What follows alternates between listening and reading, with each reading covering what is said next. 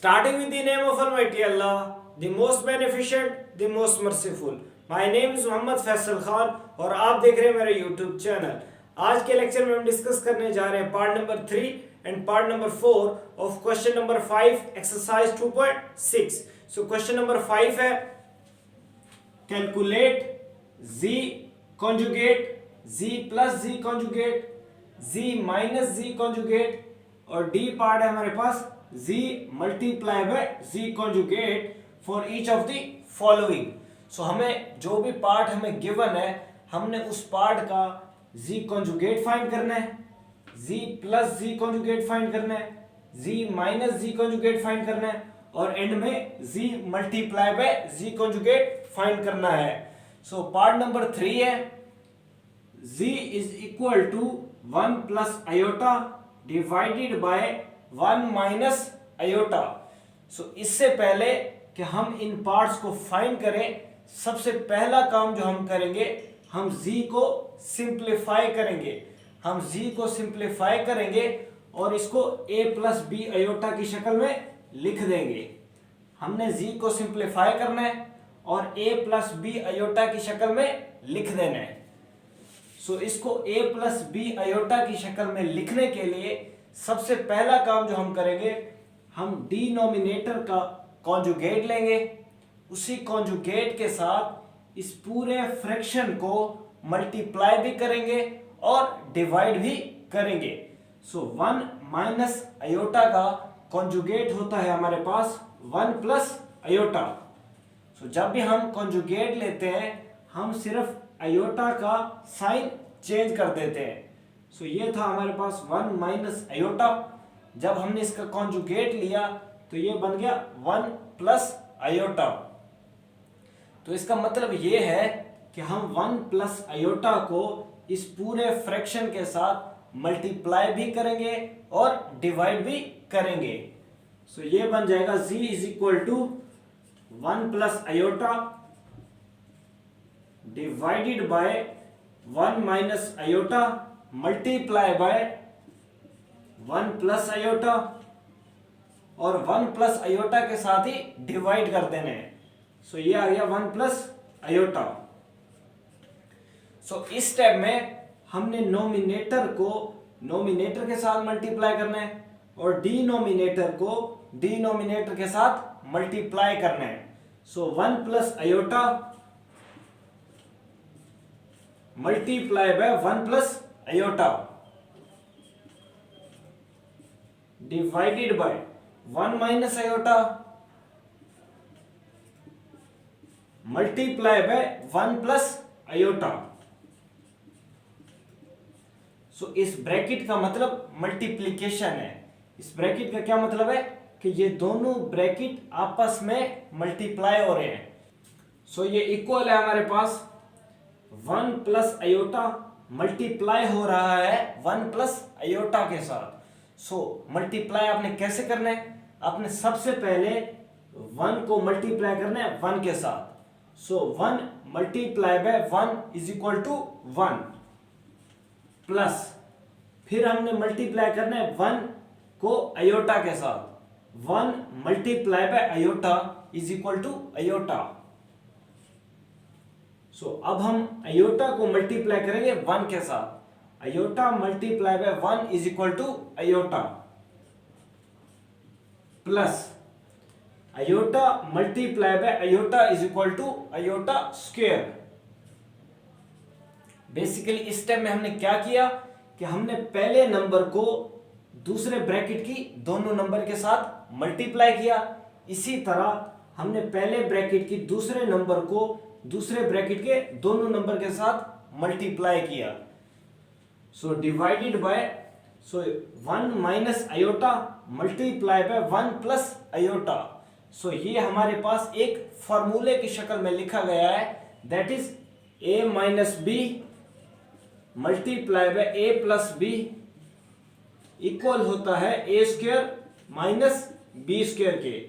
सो अगर आप गौर करें डिनोमिनेटर हमारा इस शक्ल में लिखा हुआ है, that is a minus B और a प्लस बी।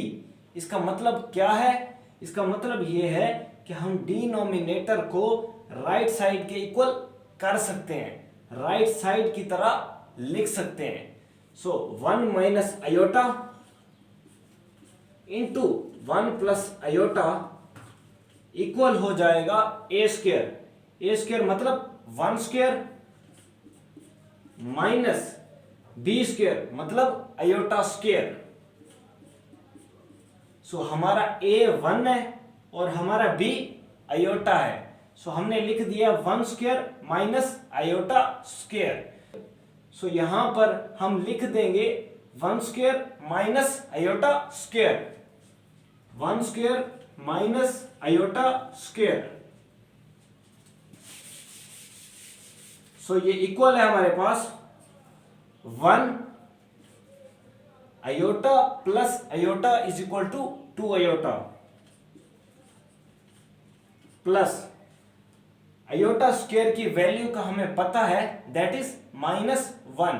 सो हम आयोटा स्क्वायर की जगह पर उसकी वैल्यू पुट कर देंगे that is -1 divided by 1 square. 1 square का मतलब है कि 1 दो बार आपस में मल्टीप्लाई हो रहा है।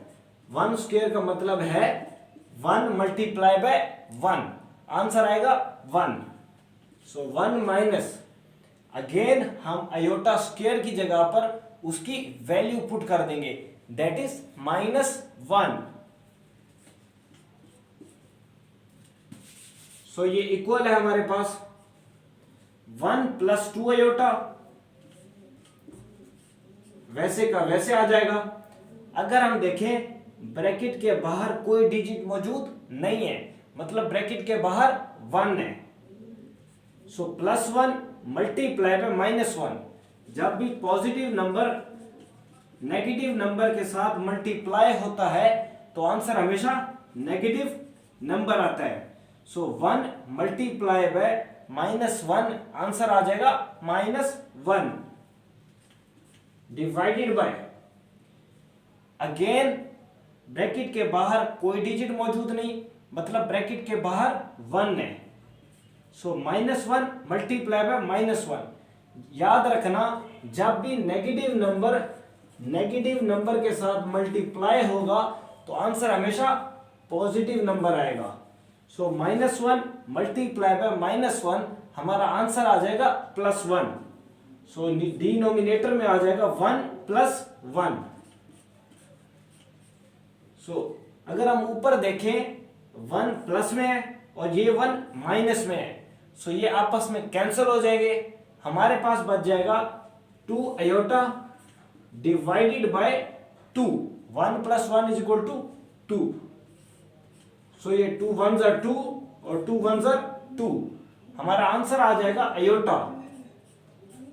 मैंने आपको पिछली भी वीडियो में बताया है कि जब भी इमेजिनरी पार्ट कि सिर्फ आंसर में हमारा इमेजिनरी पार्ट आ जाए, इसका मतलब ये होता है कि उसका रियल पार्ट 0 है। सो हम इसको लिख सकते हैं 0 प्लस आयोटा।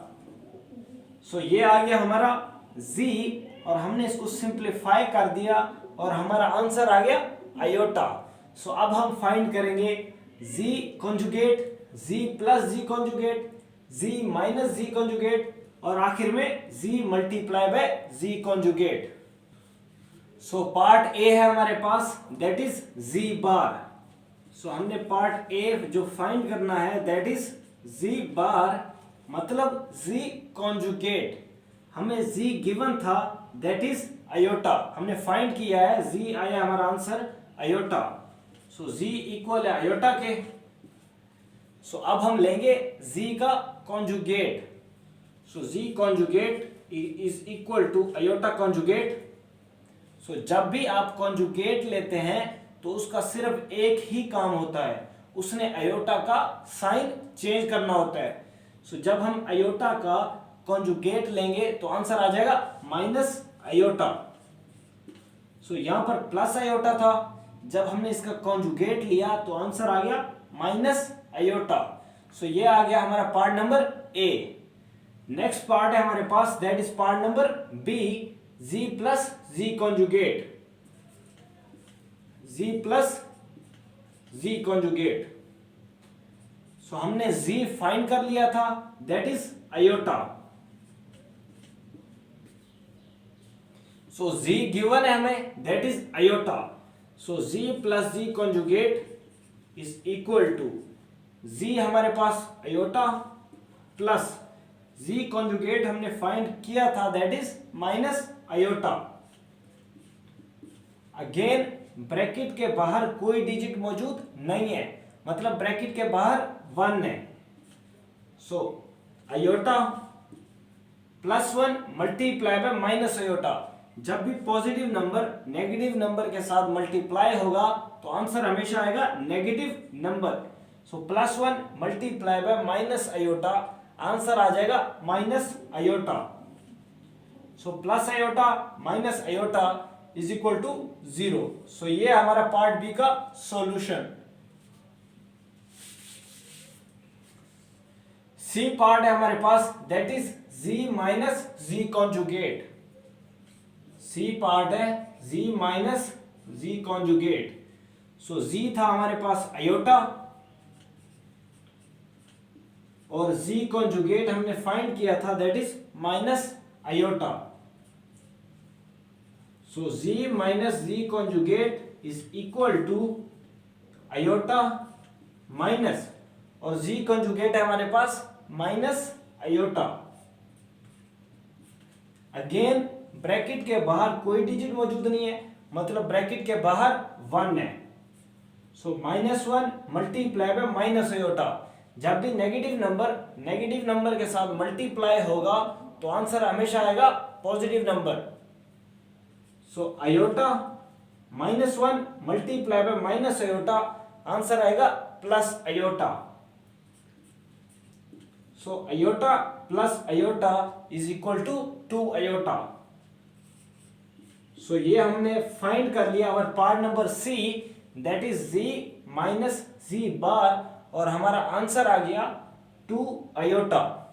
सो अब हम सॉल्व करेंगे part number D, that is z multiply by z conjugate. So part D है हमारे पास z multiply by z conjugate. So z multiply by z conjugate is equal to, z हमें given था, that is iota multiply by z bar हमने find कर लिया था, that is minus iota. So जब भी पॉजिटिव नंबर नेगेटिव नंबर के साथ मल्टीप्लाई होगा तो आंसर हमेशा आएगा negative number. So plus iota multiply by minus iota, answer आ जाएगा माइनस आयोटा स्क्वायर। और अब हम आयोटा स्क्वायर की वैल्यू पुट कर देंगे। हमें पता है आयोटा स्क्वायर इक्वल होता है -1 के। So minus into -1। Again bracket के बाहर कोई डिजिट मौजूद नहीं, मतलब ब्रैकेट के बाहर 1 है। So -1 multiply by -1। जब भी नेगेटिव नंबर के साथ मल्टीप्लाई होता है तो आंसर हमेशा आता है positive number. So -1 multiply by -1, answer आएगा +1। सो ये है हमारा solution of part number 3 of question number 5 exercise 2.6।